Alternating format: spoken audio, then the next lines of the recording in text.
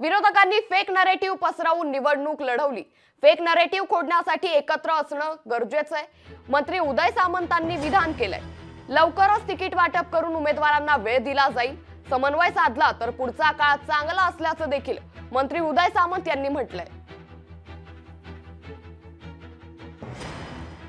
लोकसभेची जी निवडणूक झाली त्या निवडणुकीमध्ये एक फेक नरेटिव्ह सेट करून ही निवडणूक लढली गेली आमच्या विरोधकांकडून आणि तरी सुद्धा फक्त 0.03% मताचा फरक हा आमच्या विजयामध्ये आणि त्यांच्या विजयामध्ये राहिला आणि आम्हाला निसटता पराभव स्वीकारावा लागला।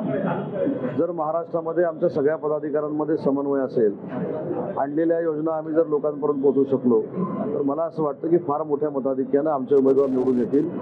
फेक नरेटिव्ह काय सारखा चालत नाही। त्याच्यामुळे आता कार्यकर्त्यांना देखील कळलेलं आहे, पदाधिकाऱ्यांना देखील कळलेलं आहे, नेत्यांना देखील कळलेलं आहे की विधानसभेमध्ये समन्वयानं फार मोठी ताकद उभी करावी लागेल आणि ती जर आम्ही ताकद उभी केली तर फार मोठा विजय महायुती संपादन करू शकते।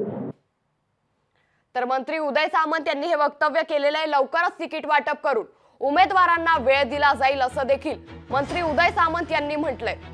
तर समन्वय साधला तर पुढचा काळ चांगला असल्याचं देखील मंत्री उदय सामंतांनी वक्तव्य केलंय।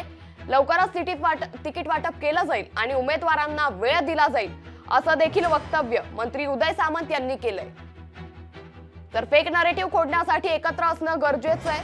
त्याचबरोबर विरोधकांनी फेक नरेटिव्ह खोडण्यासाठी एकत्र असणं गरजेचं असल्याचं देखील मंत्री उदय सामंतांनी म्हटलंय। लोकशाही मराठी ऐका, पहा, जागरूक रहा।